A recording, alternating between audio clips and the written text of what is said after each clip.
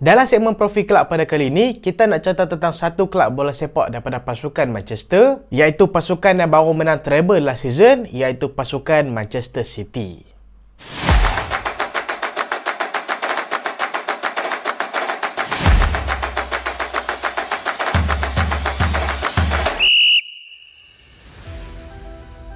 Assalamualaikum dan selamat datang ke Pala Bola Studio. So dalam video kali ini kita nak sembang tentang pasukan Manchester City. Macam kita tahu, dalam 10 tahun terakhir kita tak boleh nafikan yang pasukan Manchester City adalah pasukan terbaik dalam Liga Perdana Inggeris. Bahkan bukan setakat Liga Perdana Inggeris, last season mereka dah berjaya jadi champion untuk UCL buat pertama kali dalam sejarah. Arsenal pun tak menang lagi, tapi MC dah menang. Manchester City juga termasuk last season telah berjaya menang EPL 3 kali berturut-turut. Dan season ni ada kemungkinan juga mereka boleh menang kali keempat secara berturut-turut. Tapi kita tengoklah persaingan daripada pasukan Liverpool dan juga Arsenal. Tapi kalau hampa nak tahu, pasukan Manchester City sebelum kedatangan Sheikh masuk dekat pasukan Manchester City bukanlah pasukan Manchester City yang kita kenal pada hari ini. Dulu pasukan MC ini boleh kata pasukan belasahan dan bukan pasukan yang kuat pun. Kadang-kadang paling kuat pun mereka boleh jadi mid-table team dan selalunya mereka ni akan jadi tim bawahan je. Dan mereka ni boleh kata sinonim lah dengan naik turun liga. Tapi macam mana pasukan Manchester City daripada pasukan bawahan menjadi pasukan top dekat EPL sampai ke hari ini? So jom kita mulakan. Kalau hampa nak tahu, pasukan Manchester City ni diasaskan oleh seorang perempuan ataupun seorang wanita daripada satu gereja. Dan kalau hampa nak tahu lah, waktu dulu-dulu gereja ni memainkan peranan yang penting tau dalam kehidupan sosial masyarakat dekat Eropah. So waktu ni pihak gereja mereka tengok yang penduduk dekat England, bukan setakat dekat England lah, tapi lah ni kita scopekan dekat England, banyak buat benda-benda yang tak manfaat. Dan bukan setakat tak manfaat, benda-benda yang berbahaya dan juga yang merosakkan mereka sendiri. Macam terlalu banyak minum arak, terlalu banyak aktiviti merompak dan juga membunuh disebabkan mereka ni tak tahu nak buat apa. Ambillah tak tahu nak buat apa sampai membunuh. Pelik betul orang dulu kan. Bukan orang dulu lah, orang lain pun ada juga. Dan waktu ni pihak gereja mereka nampak sukan ni sebagai salah satu solusi yang betul untuk elakkan penduduk-penduduk England ni buat benda-benda yang tak elok. Paling kurang pun kalau mereka tak mau main gereja, mereka boleh tengok bola, mereka tak adalah buat benda pelik-pelik. Dan waktu ni satu gereja bernama Gereja St. Mark, mereka pun asaskanlah satu tim, bukan tim bola sepak. Mereka asaskan tim kriket dulu. Lepas beberapa ketika mereka jadi tim kriket, barulah mereka tukar kepada tim bola sepak yang bernama St. Mark West Gordon. Dan pada tahun 1887, pasukan St. Mark mereka pun berpindah ke tempat lain, iaitu dekat satu tempat yang bernama Ardwick. So disebabkan mereka berpindah dekat tempat tu, mereka nak tarik hati penonton-penonton dekat situ, mereka pun tukarlah nama pasukan mereka kepada Ardwick FC. Tapi lama-lama lepas tu barulah mereka tukar kepada pasukan Manchester City. Era keemasan pasukan Manchester City selain era Sheikh Mansur adalah era 1960-an. Waktu tu pasukan Manchester City mereka boleh kata ada pasukan yang bagus lah, sebab mereka boleh menang Liga, mereka boleh menang FA Cup,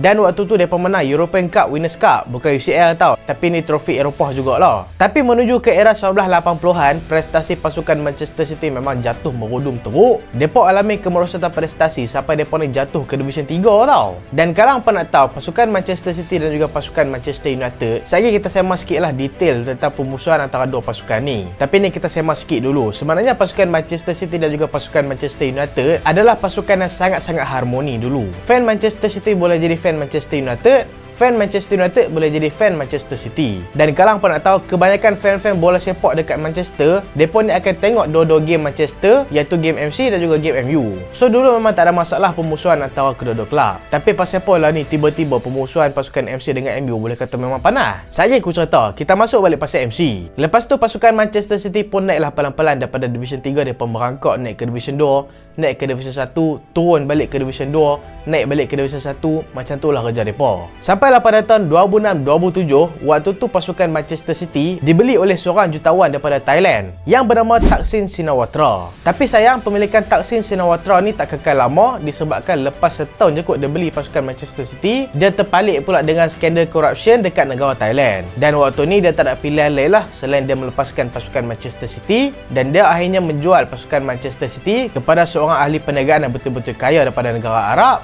iaitu Sheikh Mansur. Dan bermulalah petualangan pasukan Manchester City dalam Liga Perdana Inggeris bersama dengan Sheikh Mansur. Dan kalau hampa nak tahu, Sheikh Mansur ni adalah seorang pemilik yang memang tak kedekut duit langsung. First season saja mereka spend kau-kau, tapi still tak nampak hasil. Tapi akhirnya selepas ratusan juta mereka spend, pada tahun 2011, pasukan Manchester City mula menunjukkan hasil apabila City berjaya menjuarai FA Cup dan kemuncak dia dapat jadi juara EPL yang gol Aguero tu. Tapi kalau hampa nak tahu, dululah waktu sebelum kedatangan Pep Guardiola, pasukan Manchester City adalah pasukan yang kuat. Tapi depa ni boleh kata pasukan yang still boleh dikalahkan dan masih lagi sama level dengan tim-tim lain. Tapi selepas kedatangan Pep Guardiola ke pasukan Manchester City, hampa boleh tengok lah ni pasukan FC memang depa the next level team lah. Boleh kata hampir keseluruhan pasukan dalam EPL susah untuk kalahkan pasukan MC. Bukti dia, pasukan MC telah menang Liga 3 kali berturut-turut dalam 3 musim terakhir ni. Sebab dengan kedatangan manager yang bagus, dapat pula sumbangan duit yang bagus daripada pemilik, so memang jadi boom betul lah pasukan Manchester City. So kita cerita sikit pasal rivalry pasukan Manchester City dan juga pasukan Manchester United. Kalau hampa nak tahu, dulu MC dengan MU ni boleh kata rapat lah. Dan waktu Perang Dunia dulu, kalau hampa nak tahu, stadium Manchester United pernah roboh tau disebabkan kena bom. Dan waktu tu nak kata betapa rapatnya hubungan MU dengan MC bagi MU pinjam stadium depa. MC bagi MU pakai stadium depa untuk game pasukan Manchester United. Tapi konflik mula jadi bila MC bagi pakai, bukan bagi pakai saja. Depa bagilah sewa kan, kena bayarlah sewa dah pakai stadium orang. Tapi dia start jadi konflik bila pasukan Manchester United dikatakan tak mau bayar sewa pula dekat stadium MC. MU pun satu hal juga kan, dah duduk rumah orang, bayar je lah, bukan mahal pun. Dan nak tambah lagi keruh lagi hubungan MC dengan pasukan Manchester United, waktu MC tengah mengalami kerosakan prestasi dan semakin lama jadi pasukan yang semakin tak kuat, pasukan Manchester United pula tiba-tiba depa flying high jadi pasukan yang kuat. Menang EPL banyak kali, menang treble, menang UCL dan menang banyak trofi, membuatkan fan pasukan Manchester City betul-betul jealous dengan pasukan Manchester United. So waktu ni hubungan pasukan Manchester United dan juga pasukan Manchester City dah mula retak, dan dengan beberapa kontroversi yang berlaku dalam game pasukan MU dengan pasukan Manchester City. Contoh dulu kita ada Josh Best pernah tackle player MC sampai cedera parah, dan ada pemain akademi daripada pasukan Manchester City dulu Glenn Pardo. Dia adalah youngest debutant untuk pasukan Manchester City dan perform bersama dengan pasukan MC, tapi karier dia berakhir disebabkan ditackle oleh pemain pasukan Manchester United. Dan kalau kita boleh kata zaman ke depan sikit, waktu Roy Keane tackle ayah kepada Erling Haaland yang membuatkan karier ayah Haaland lepas tu boleh kata berakhir. Sebab lepas kena tackle dengan Roy Keane tu, tak silap aku berapa bulan lepas tu ayah dia umumkan persaraan disebabkan memang tak boleh nak recover daripada injury tu.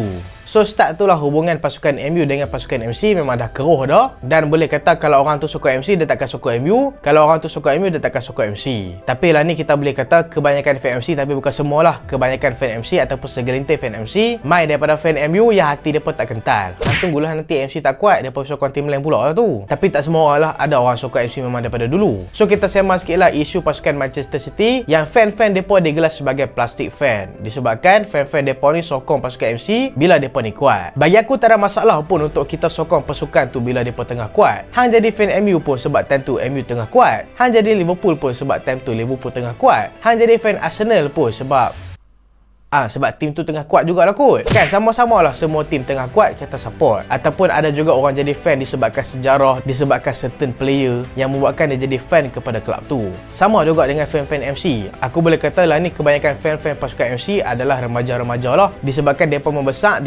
dengan tengok kehebatan pasukan Manchester City. Aku tak ada masalah bila budak-budak sokong MC. Ataupun kalau umur dia 20-an, aku rasa tak ada masalah untuk dia sokong MC sebab memang dia membesar dengan kekuatan pasukan MC. Tapi aku pelik bila kawan ni umur 40 kau umur 50 dia sokong FC. Sebelum tu dia sokong tim mana? Hang kena tanya ada betul-betul. Tapi hak tu kita tolak tepi lah. Hak tu lah sejarah pasukan Manchester City. Macam mana mereka boleh naik daripada bawah sampailah jadi pasukan yang kuat sampai ke hari ni. Dan lah ni kita boleh kata pasukan MC kita akan nampak pelik lah kalau mereka duduk dekat tangga ketiga liga ataupun senang kata bawah daripada top 2. Kita tahu kemenangan terbesar pasukan Manchester City. Manchester City mencatatkan kemenangan terbesar mereka pada tahun 2019 dulu, menang 9-0 dengan pasukan Burton Albion. Kekalahan besar pasukan Manchester City adalah dengan pasukan Wolves. Mereka kalah 8-0 pada musim 1991-1992. Top scorer all time untuk pasukan Manchester City lah ni setakat lah adalah Sergio Aguero dengan catatan sebanyak 260 gol bersama dengan pasukan MC. Dan best player all time untuk pasukan Manchester City ni bagi aku lah, ni pendapat aku adalah Kevin De Bruyne. Ada juga yang akan kata David Silva, Vincent Kompany, tapi aku rasa Kevin De Bruyne is the best player untuk pasukan Manchester City. Best transfer untuk pasukan Manchester City, aku rasa ada banyak juga kita boleh argue sebab ada juga player macam Kompany dibeli dengan harga murah, David Silva. Tapi aku rasa pemain yang patut dilabel sebagai transfer terbaik pasukan Manchester City adalah transfer Sergio Aguero daripada pasukan Atletico Madrid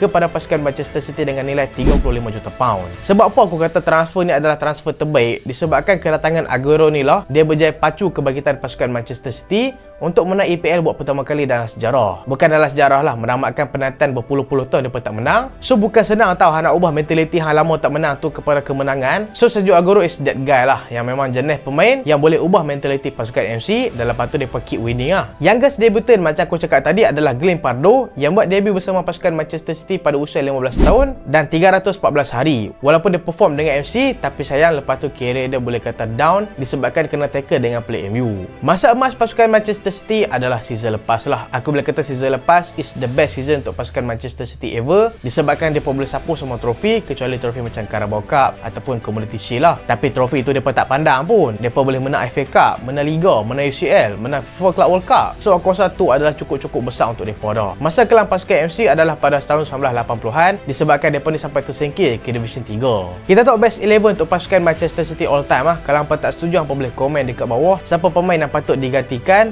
dalam best 11 ni. Formation kita pakai 4-1-2-1-2. Macam pelik betul kan formation ni, ataupun senang cerita 4-4-2 lah, tapi aku tak pakai winger. Dekat goalkeeper, aku rasa Ederson adalah the best goalkeeper untuk pasukan Manchester City dalam sejarah, ataupun mungkin hampa boleh kata Joe Hart, tapi aku pilih Ederson. Untuk back four pasukan Manchester City, defense tengah aku pilih yang pertama adalah legend pasukan MC, Vincent Kompany. Yang kedua adalah tembok kebal pasukan Manchester City, iaitu Ruben Dias. Untuk right back, aku rasa adalah Kyle Walker. Dan untuk left back, aku rasa ni aku pilih pilihan aku, iaitu Alexander Kolarov, yang kita boleh kata dia ni terkenal pada segi set piece. Defensive midfield aku pilih Rodri. Dua center midfield dekat tengah aku nak pilih Yaya Toure yang pertama. Dia ada career yang cukup bagus dekat pasukan MC sebelum Pep Guardiola mai, tapi still one of the best player untuk pasukan Manchester City dalam sejarah. Center mid yang kedua aku pilih KDB, the best player untuk pasukan Manchester City dalam sejarah. Dan attacking midfield tak lain tak bukan adalah David Silva, the Messi of pasukan Manchester City. Dan dua striker dekat depan, kita pilih all-time goal scorer untuk pasukan Manchester City, iaitu Sergio Aguero, dan seorang lagi adalah pemecah rekod untuk gol terbanyak dalam satu season dalam EPL, iaitu tak lain tak bukan adalah Erling Haaland. Hang bayangkan kalau mereka semua ni main dalam satu tim, aku rasa memang solid gila. So itulah video kali ini, profil klub tentang pasukan Manchester City. Kelab mana lagi yang nak aku sembang lepas ni, apa boleh komen dekat bawah, okey? So itulah video kali ini dan terima kasih sebab tengok sampai habis. Jangan lupa like, jangan lupa share, jangan lupa subscribe. Aku Solehan, Assalamualaikum.